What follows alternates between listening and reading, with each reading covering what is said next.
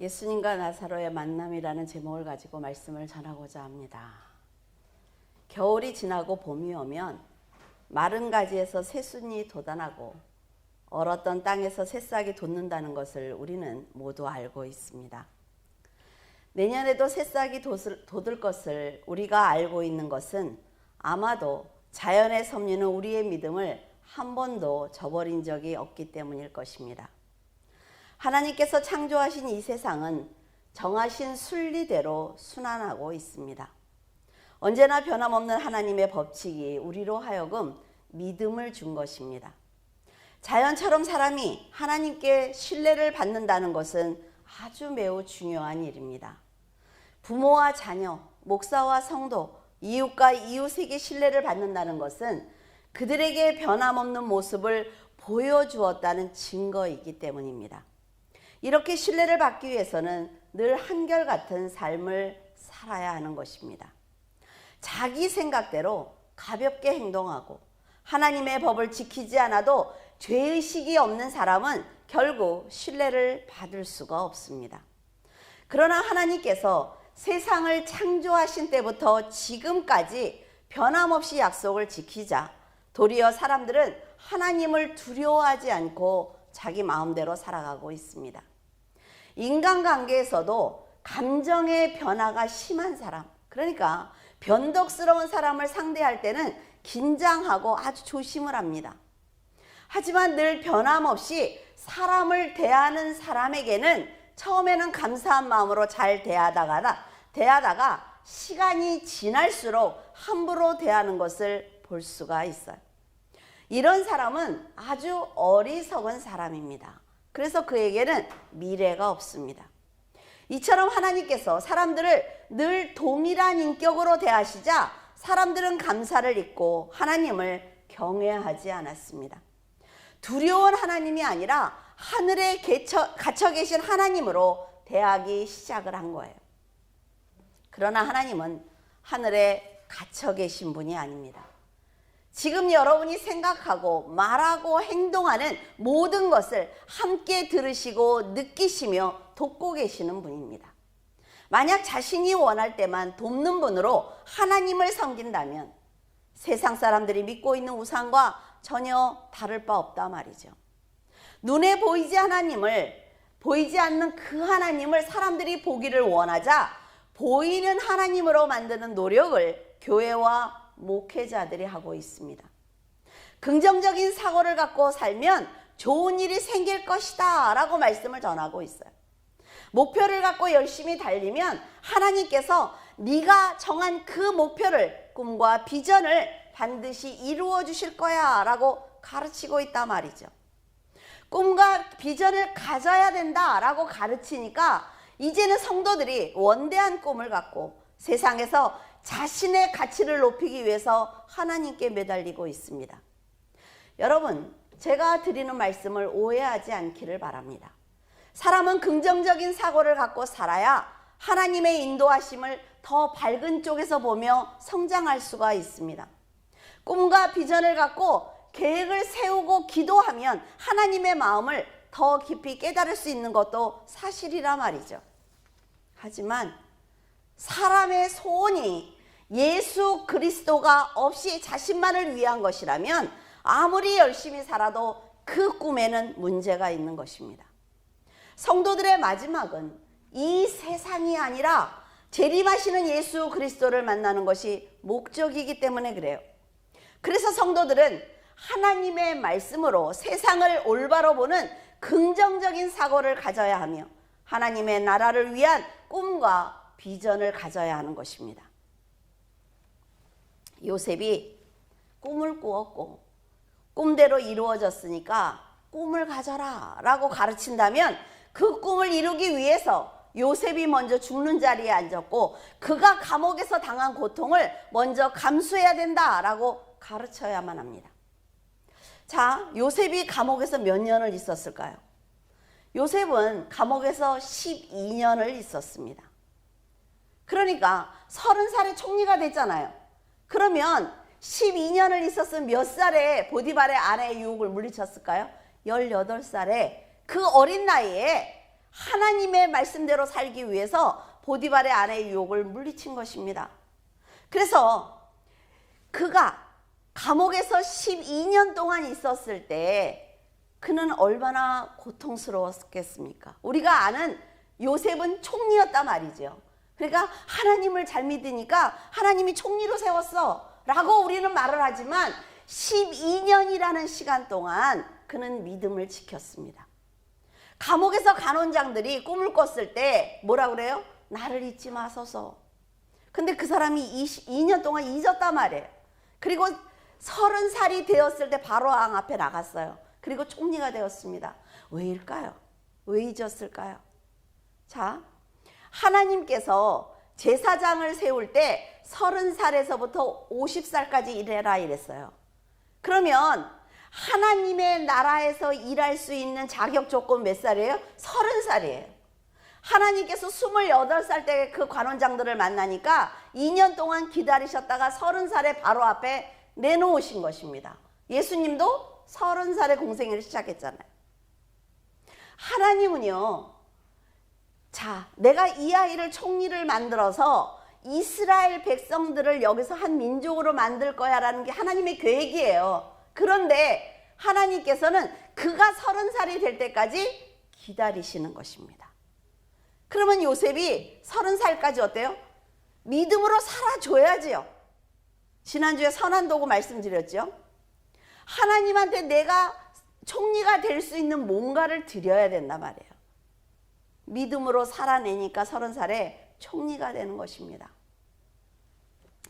사람이 아무리 긍정적인 사고를 갖고 있다고 해도 그것이 믿음을 위한 것이 아니라면 그저 성품이 좋은 사람으로 인정을 받는 거예요. 하나님과 아무런 상관이 없다는 것을 알아야만 합니다.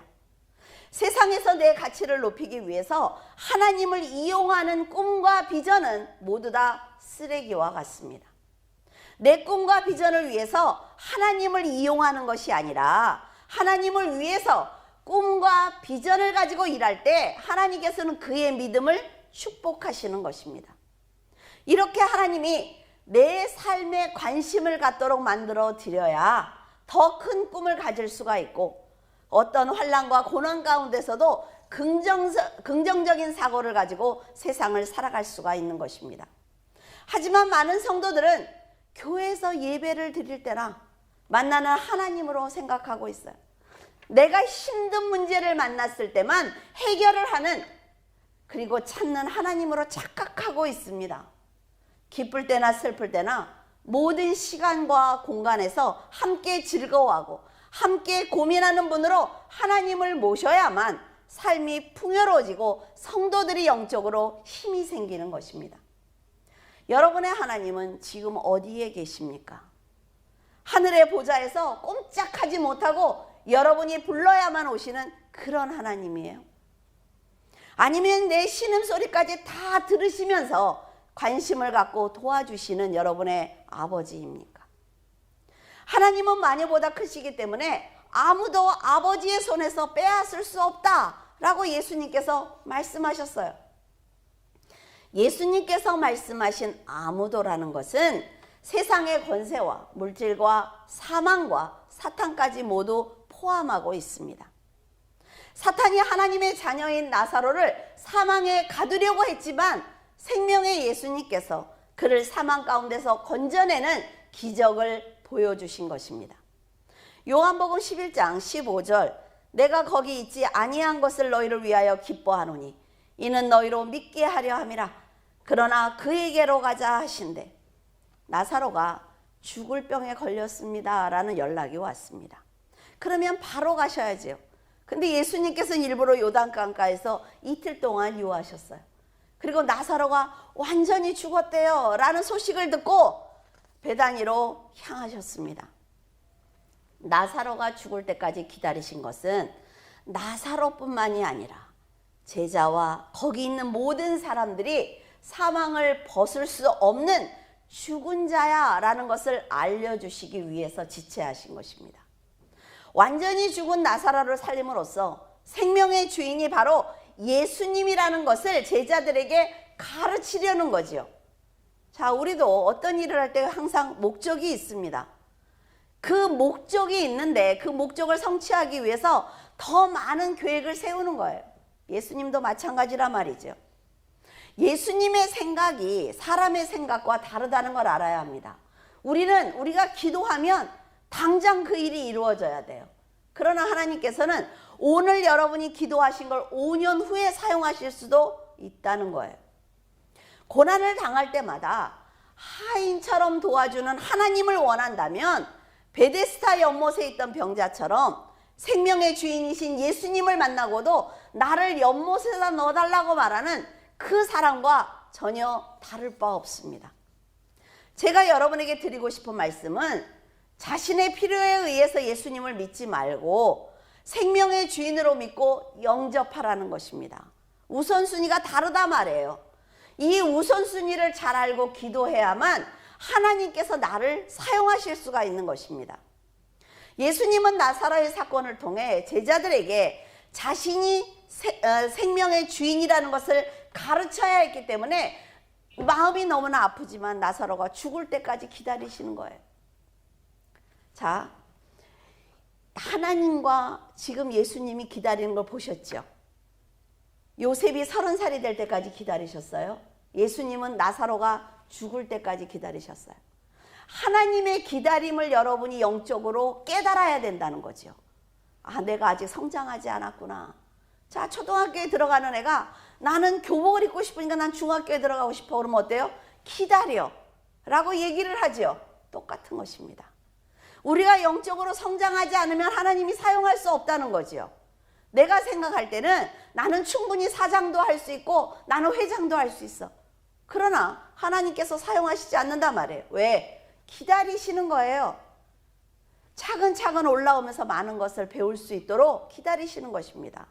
신앙도 마찬가지라는 것이죠. 여러분도 예수님이 생명의 주인이라는 것을 믿지 않는다면 하나님께서는 나사로처럼 여러분이 죽을 때까지 기다리실 것입니다. 저도 신앙으로 훈련을 받을 때 문제가 생길 때마다 하나님께 기도를 드렸어요. 밤새워서 기도하며 금식했습니다. 나를 도와줄 사람을 보내주세요. 하나님, 물질적으로 해결될 수 있는 그런 길을 열어주세요.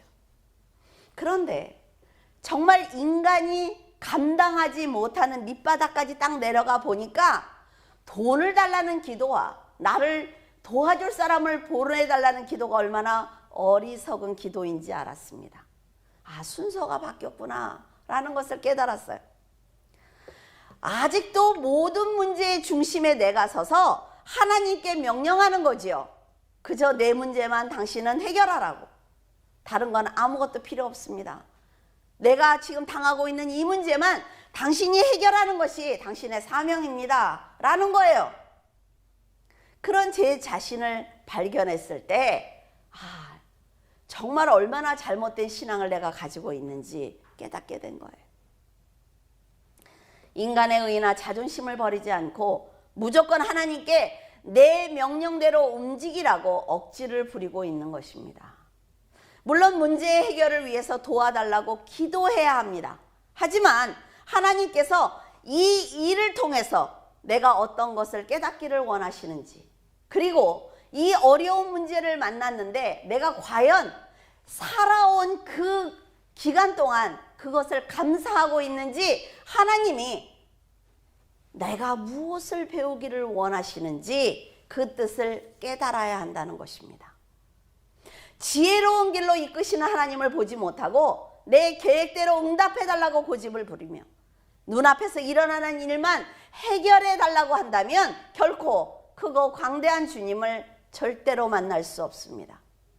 자기의 계획대로 되지 않으면 불평하느라 나보다 앞서서 가고 계시는 그 주님을 놓치는 사람들을 보면 너무나 안타깝다 말이죠.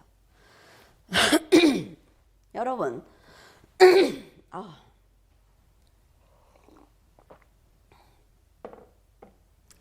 여러분은 내 계획대로 되어야 한다는 생각을 버리기를 바랍니다. 하나님이 인도하시는 길로 순종하는 삶을 살아간다면 놀라운 응답을 받을 수가 있어요. 우리 자녀보다 부모가 훨씬 더 멀리 내다봅니다. 근데 자녀가 내 생각이 오라, 내 맘대로 해줘 라고 하면 부모가 해주지 않을 때가 있어요. 근데 자녀가 그래, 나보다는 엄마 아빠가 훨씬 멀리 보고 더 깊이 생각을 하지, 내 10년 후를 아마 생각하실 거야 라고 순종하면 훨씬 더 많은 것을 받을 수가 있단 말이죠. 이게 하나님이에요. 하나님께서 언제나 내 인생을 옳은 길로 인도하신다는 걸 믿고 고난을 만날지라도 낙심하거나 배신하거나 욕심을 부리지 않으면 하나님께서 그 자녀의 믿음이 아까워서 평안한 자리로 옮겨주시는 것입니다. 이런 마음으로 하나님과 함께 고난의 중심에 서 보면 문제보다는 예수 그리스도가 훨씬 더 크게 보입니다. 그러니까 의심도 사라지고 불안함도 사라지고 내 미래에 대해서 염려하지 않습니다. 하나님께 내 모든 것을 맡겨드린단 말이에요. 그리고 지혜롭고 자유롭게 살아갈 수가 있습니다. 요한복음 11장 25절에서 26절, 예수께서 이르시되 나는 부활이요 생명이니 나를 믿는 자는 죽어도 살겠고 무릇 살아서 나를 믿는 자는 영원히 죽지 아니하리니 이것을 내가 믿느냐. 성경의 노른자지요. 이건 꼭 외워놓으셔야 돼요. 예수님은 분명히 네 오라버니가 살 거야 라고 말씀하셨어요. 그런데도 마르다는 뭐라고 대답을 하냐면 네, 지금이 아니라 훗날 부활할 것을 믿습니다 라는 자기 신앙을 버리지 않습니다. 그러니까 예수님의 말씀을 정확하게 배우지 못한 것입니다. 깨닫지 못한 거예요. 세상과 인간의 한계에 갇혀 부활이요 생명이신 주님을 앞에 두고도 그분의 말씀을 믿지 못하는 것이 바로 인간이라 말이죠. 하나님께서 성경을 주시고 올바로 깨달아, 나는 이런 사람이야 라고 말씀하시면 그대로 믿어야 되는데, 자, 내가 배운 지식이 있어요. 내 이성이 있죠. 그러니까 그 안에다 믹스하는 거예요. 그래서 온전히 믿지 않는 것입니다. 이것이 문제라 말이죠. 예수님께서 지금 살리겠다고 하셨어요. 그렇죠? 그런데도 나사로가 마지막 날 부활할 것입니다 라고 이해해버리니까 마르다의 그 생각을 깨는 것이 얼마나 어려운지 몰라요. 여러분에게 혹시 이런 경험이 있는지 모르겠습니다. 자, 내가 책을 읽을 때 그 물건이 세모다 라고 기록되어 있어요. 근데 내가 지금까지 본 그 물건은 네모였단 말이죠. 그러니까 세모라고 보면서도 네모라고 읽는 거예요. 이게 사람의 생각이란 말이죠. 세상의 상식과 지식에 매여서 진리를 들으면 그 말씀이 아무리 옳아도 내 생각은 바뀌지 않습니다. 결국 진리가 내 마음에서 겉도는 거예요. 나를 설득해봐 이러는 거죠. 그 진리의 말씀으로 나를 설득해봐. 왜? 나는 지금까지 이렇게 살아왔어. 그런데 지금 이 말을 하니까 나하고 이게 하나가 되지 않아. 그러니까 나를 설득해봐 라고 얘기한단 말이에요. 근데 하나님은 어떻게 해요? 버려. 영접하지 않아? 버려. 이게 하나님의 방법이에요, 여러분. 근데 우리가 너무 소중해. 내가 너무 귀해. 그러니까 하나님이 나를 중심으로 세상을 돌리실 거야 라는 생각을 합니다. 천만에요. 그렇지 않습니다. 하나님이 말씀을 하시면 내 것을 빨리빨리 버리고 쫓아가야 된단 말이죠. 마르다와 마리아는 지금까지 예수님의 말씀을 많이 들었습니다. 그리고 기적을 보았어요. 하지만 자신들이 정해놓은 그 한계를 뛰어넘지 못하는 것입니다.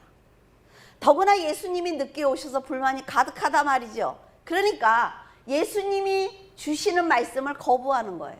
내가 기분 나쁘다는 거죠. 과부의 아들과 회당장의 딸이 살아나는 기적을 보고 아주 기뻐했어요. 나는 주님만을 의지할 거야 하면서 쫓아다녔단 말이에요, 지금까지. 그런데 그 상황이 내 오빠의 일이 되니까 어때요? 말을 듣지 않는 것입니다.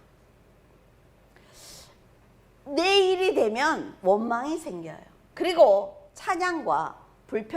찬양이 불평과 불만으로 바뀌는 것입니다. 인간이 하나님을 믿어드리는 그릇의 크기가 얼마나인지 아시겠어요? 하나님이 내 그릇을 깨는 게 아니에요. 내가 깨는 거죠. 점점 깨는 겁니다. 점점. 어떤 문제든지 남들이 겪으면 관대하게 생각을 합니다. 그리고 어때요? 믿음으로 기도해 주기도 하고 권면해 주기도 하고 내 걸 희생해서 도와주기도 해요. 그러나 그것이 나의 문제가 되면 보는 시각부터 달라지는 것입니다. 왜? 하나님이 괘씸하거든요. 아니 어떻게 나한테 이러실 수가 있어? 남의 일일 때는 하나님을 의지하라고 권면했던 그 말이 내가 듣게 되면 기분이 나쁘다 말이에요. 감히 나한테 그런 말을 해? 이런 생각을 해요. 하나님을 원망하는 사람을 보면서 왜 믿어드리지 않느냐고 책망했던 그 말을 내가 들을 때는 판단을 받는 것 같단 말이에요. 그래서 기분이 나빠요. 그러니까 강팍해지는 것입니다. 이것이 바로 죄가 가득한 악한 인간의 본질입니다. 우리가 지금 목사니까 목사님은 안 그럴 거야. 목사님은 다 이해할 거야. 아니요. 이해하려고 노력하는 거예요. 포용하려고 애쓰는 거지요. 사람의 본질은 그대로 있단 말이에요. 예수님이 나사로를 어디에 두었느냐고 묻는 말씀에 유대인들은 여기 있습니다 라고 대답하면 얼마나 좋아요. 그런데 뭐라 그래요? 좀 더 빨리 와서 살리지 그랬느냐. 너는 맹인도 살리잖아 하면서 계속 원망하는 것입니다. 그들이 예수님을 메시아라고 정말 믿었다면 나사로가 죽은 이 상황에서도 지금이라도 오셨으니까 됐어요. 살리실 것을 믿습니다 라고 해야 되는 것 아닙니까? 근데 자기들의 생각에 죽은 자를 어떻게 살려? 아니 이렇게 크게 된 문제를 어떻게 하나님이 해결해? 라고 하니까 포기하는 것입니다. 불신앙을 여과 없이 쏟아내고 있어요. 이런 믿음은 예수 그리스도의 도움을 절대로 받을 수 없습니다. 혹시 여러분은 유대인과 마리아와 마르다의 행동을 보면서 이들이 진심으로 예수님을 믿고 있다고 생각을 하십니까? 지금 세상 사람들이 교회를 욕해도 같이 하면 안 된단 말이에요. 왜? 이 시기를 견디게 하시는 이유가 분명히 있습니다. 지금까지 기독교인들이 바로 살지 못한 거 사실이란 말이죠. 그러면 회개하고 하나님을 바라보면서 도움을 청하면 되는 거예요. 분내고 같이 싸우고 같이 욕하고 제발 절대로 교회를 함께 욕하시지 않기를 바랍니다. 그들은 자기 생각 안에 가두어 놓은 하나님을 믿고 있는 것입니다. 내가 할 수 없는 일은 하나님도 절대로 할 수 없고 내가 이겨낼 수 없는 고난은 하나님도 해결할 수 없기 때문에 맡겨드리지 않는 것입니다. 밤을 새워서 고민하는 거지요. 여러분이 믿고 있는 하나님은 어떤 분입니까? 정말 이 우주를 말씀 한마디로 창조하고 흙으로 사람을 지으시고 코에 생기를 불어넣어 주신 분이라고 생각을 하세요? 저는 어떤 분이 굉장히 세상을 정확하게 바라보는 분이 있어요. 그래서 그분의 말씀을 많이 듣습니다. 뭐 경제학자인가? 그래요. 그런데 그분이 하는 얘기가 있어요. 나는 하나님이 흙으로 만들었다고 믿는 사람들을 제일 바보라고 생각한다. 그게 말이 되느냐? 라고 얘기를 해요. 세상을 아무리 정확하게 판단을 해도 하나님을 바라보는 시각은 다르다 말이죠. 그런데 우리는 하나님이 창조주라는 걸 믿습니다. 그런데 왜 예수님이 절대로 살릴 수 없어 그런 사람들 옆에서 같이 동조하는 삶을 살아가고 있습니까? 입으로는 살아계신 하나님이라고 고백하면서도 왜 죽은 자를 살리시고 죽은 문제를 다시 살릴 수 있는 창조주라는 것을 왜 믿지 않고 있습니까? 세상이 두려우세요? 지금 이렇게 끝날 것 같습니까? 그렇지 않단 말이죠. 하나님께서는 기도하는 7천인을 남겨두셨습니다. 여러분들은 그 중에 한 사람 아닙니까? 내 생각과 의와 자존심을 죽이지 않고 왜 하나님께 다가가지 않고 있습니까? 인간의 의가 죽어야만 하나님께서 다시 살려주신다라는 걸 알고 있으면서 왜 헛된 세상에서 살아가기 위해서 발버둥 치고 있어요? 죽어야만 영원히 살 수 있는 나라가 바로 그리스도의 나라인 것입니다. 예수님께서 무덤에 돌을 옮겨 놓으라 이렇게 말씀을 하시자 마르다는 죽은 지 나흘이 됐기 때문에 냄새가 납니다 라고 또 불평하는 거죠. 가만두세요. 거기서 썩었어요 이미. 그만해 라는 얘기죠. 마르다의 생각은 기적을 행하는 예수님이라 할지라도 죽은 오빠를 절대로 살리지 못한다 라는 확신을 가지고 있습니다. 얼마나 어리석습니까? 아무리 메시아라고 해도 이미 죽어서 냄새가 나는데 어떻게 살릴 수 있냐는 거예요. 이런 의심이 바로 죄입니다. 썩어서 냄새나고 무덤에 갇혀있는 나사로가 바로 마르다의 모습이라는 것을 그녀는 알지 못했던 것입니다. 여러분, 누구를 손가락질 하려거든 자신을 한번 돌아보라 말이죠. 그런 마르다의 모습을 보시면서 얼마나 기가 막혔을까요? 우리도 예수 그리스도를 만나기 전에 죄사함을 받지 못했으므로 사망에 갇혀 있었고 온몸은 죄의 줄로 묶여서 사탄의 명령을 듣고 있었습니다. 나사로가 무덤에 갇혀서 온 몸이 묶여 있었던 것과 전혀 다르지 않단 말이죠. 여러분, 숨을 쉬고 있다고 살아있는 것이 아닙니다. 마르다는 오빠가 죽기 전에 오지 않았던 예수님이 무덤을 열어라 라는 말이 마음에 들지 않았습니다. 여러분들이 상담하러 왔을 때 제가 성경 얘기를 하면 되게 싫어해요. 왜냐하면 그 문제의 본질을 건드리지 않고 왜 성경 얘기를 하느냐는 거죠. 이것이 해답입니다. 근데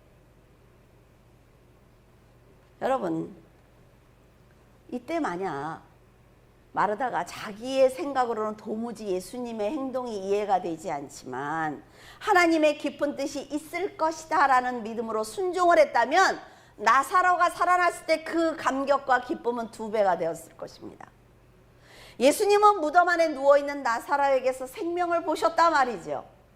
우리가 예수 그리스도를 영접하지 않았을 때도 하나님이 우리를 보실 때는 내 안에 생명이 있음을 보시는 거예요. 사람들이 보기에는 냄새나는 죽은 자이지만 예수님은 그를 살림으로 구원을 받는 것이 무엇인지 아주 정확하게 알려주고 계십니다. 인간은 나사로처럼 주님 앞에 아무것도 할 수 없는 죽은 존재입니다. 그래서 예수님은 죽은 자는 죽은 자에게 맡기고 너는 나를 따라라 라고 말씀하신 거예요. 이렇게 죽어있는 인간이 하나님을 위해서 무엇을 할 수가 있겠습니까?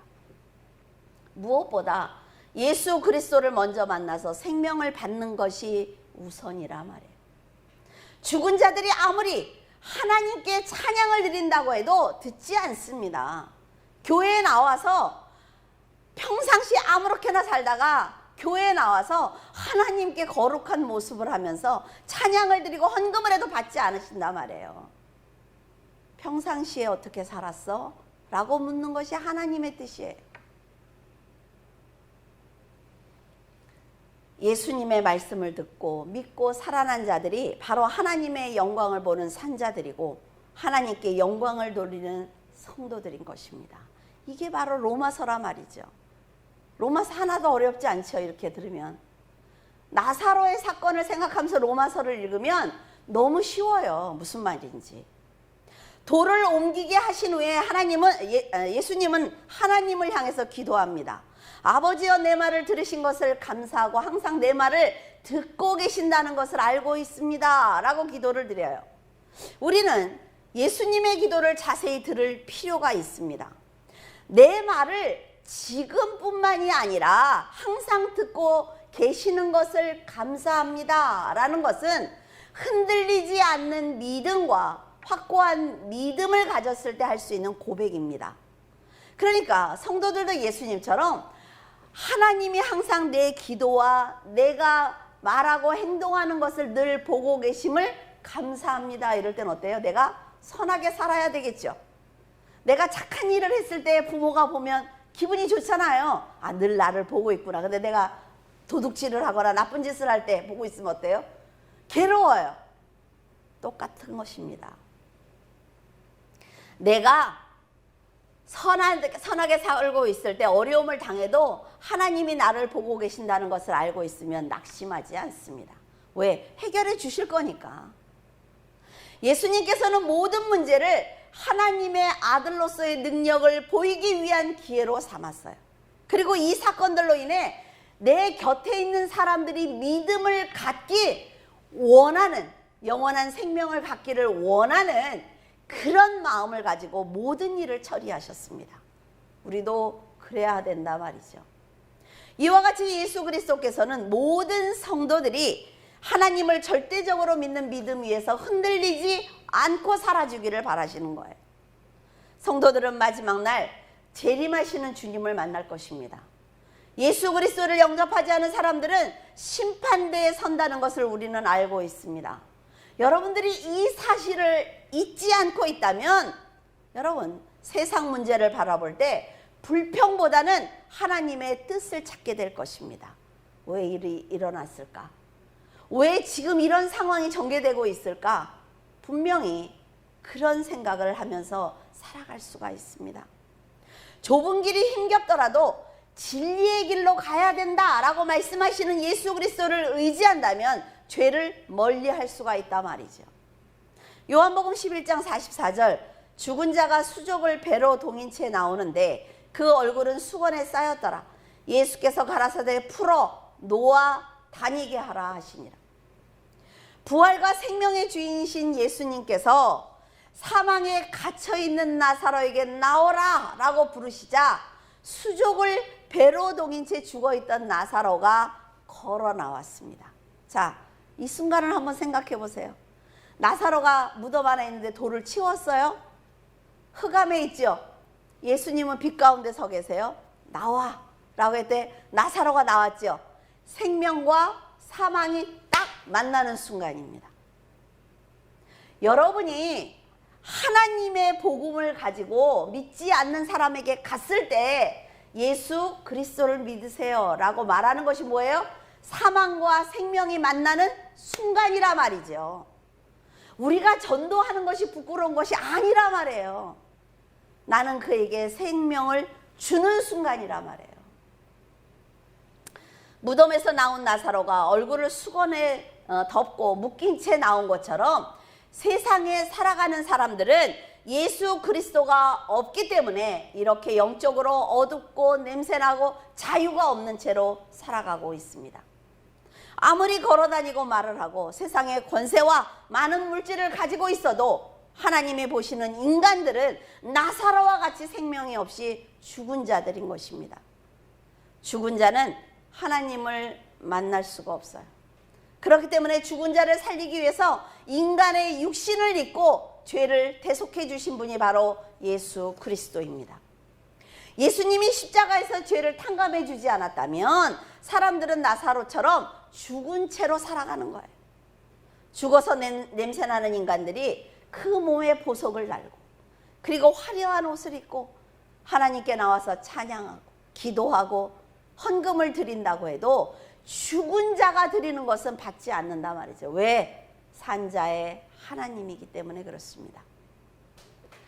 하나님께 예배를 드리는 자들이 가장 먼저 해야 되는 일은 예수님의 십자가의 보혈로 살아나는 일입니다. 예수님을 믿는 거 쉽죠?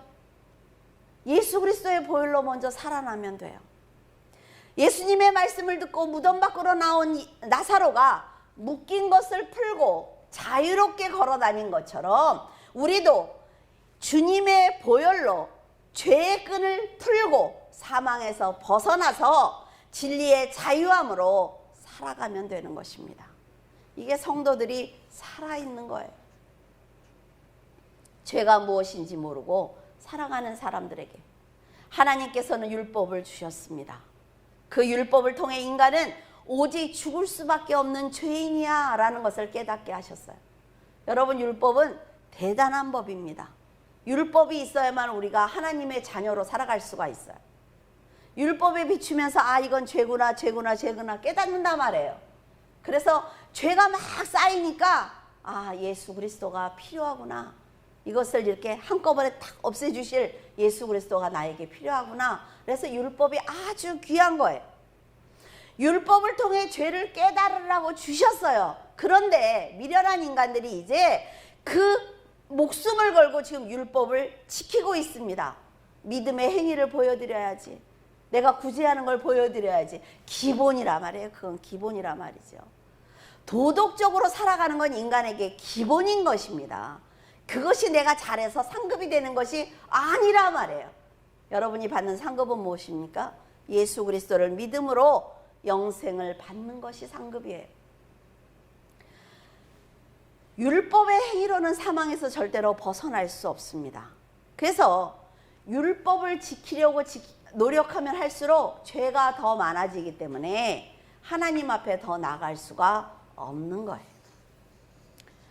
죄 가운데서 허우적거리는 죄인들을 위해 의인이신 하나님의 아들이 율법을 완성하시고 사망을 이겨주신 것입니다. 여러분들에게 그 계란 비유 말씀드렸죠. 하나님께서는 예수 그리스도라는 계란 하나를 우리에게 주셨어요. 이것만 들고 있으면 너는 구원받을 수 있어. 근데 우리가 어떻게 해요? 계란 안에 뭐가 있는지 너무 궁금해요.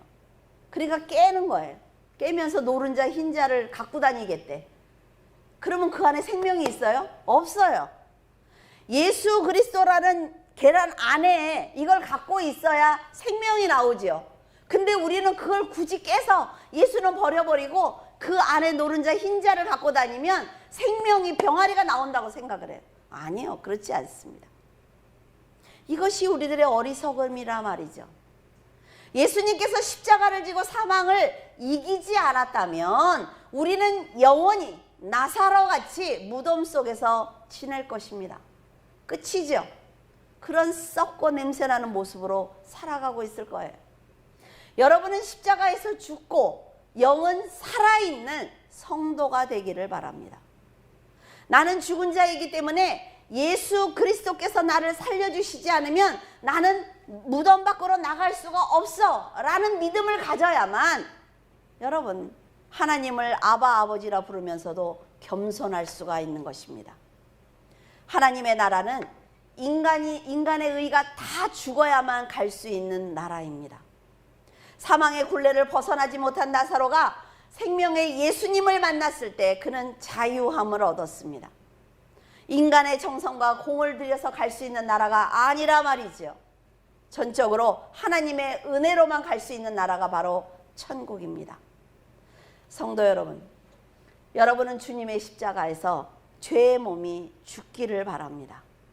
모든 인간의 의와 욕심과 정욕을 버리고 거듭난다면 영원히 죽지 않는 자로 살아갈 수가 있습니다. 하나님 앞에서 예수 그리스도로 인해 산자로 살아간다면 흑암은 물러갈 것입니다. 성령의 빛 가운데 영적인 삶으로 충만해질 수 있을 것입니다. 세상을 살아가면서 우선순위가 무엇인지 꼭 기억하시기를 바랍니다. 그리고 인간의 정욕을 버리기 위해서 노력하시기를 바라요. 항상 감사로 하나님을 찬양하고 하루하루를 회개하며 여러분의 마음을 드릴 때 세상 위에서 역사하시는 하나님의 역사를 경험하게 될 것입니다. 세상 사람들하고 똑같은 눈높이로 그 사람들이 말하면 그 사람들의 말을 그대로 듣고 괴로워하고 신앙을 버리고 이런 미련한 것이 아니라 세상 위에서 역사하시는 하나님의 수준까지 올라가서 하나님을 세상을 어떻게 내려다보시는지 이 일이 지금 어떻게 일어나고 있는지 미로 위에서 보면 다 보인단 말이에요. 미로 안으로 들어가면 안 보이잖아요. 위에서 하나님과 같이 보셔야만 합니다. 하나님께서 예수 그리스도의 빛을 발하는 성도들을 늘 보호하시며 천군 천사로 도와주고 계세요. 그리고 여러분의 이름을 생명책에 기록해 놓으셨습니다. 우린 그런 하나님을 믿고 있단 말이죠. 죽어야만 사는 나라에서 나사로처럼 새 생명의 축복을 받는 귀한 성도가 되어 예수 그리스도께서 주신 능력으로 사명을 잘 감당하기를 바랍니다. 기도하겠습니다. 전능하신 하나님 아버지 감사드립니다. 오직 자녀들에게 새 생명을 주시기 위해서 자신을 희생하신 아버지께 감사드립니다. 죄로 인해 무덤에 갇힌 저희들에게 영원한 생명을 주시기 위해서 자신을 십자가에 못 박으신 그 사랑을 어찌 감히 흉내라도 낼 수 있겠습니까? 그럼에도 너희들이 나를 아버지라고 불러주니 괜찮다고 위로해 주시니 믿음으로 살고자 합니다. 나사로는 아마도 자신이 죽음에서 건짐을 받을 것이라는 생각조차 하지 못했을 것입니다.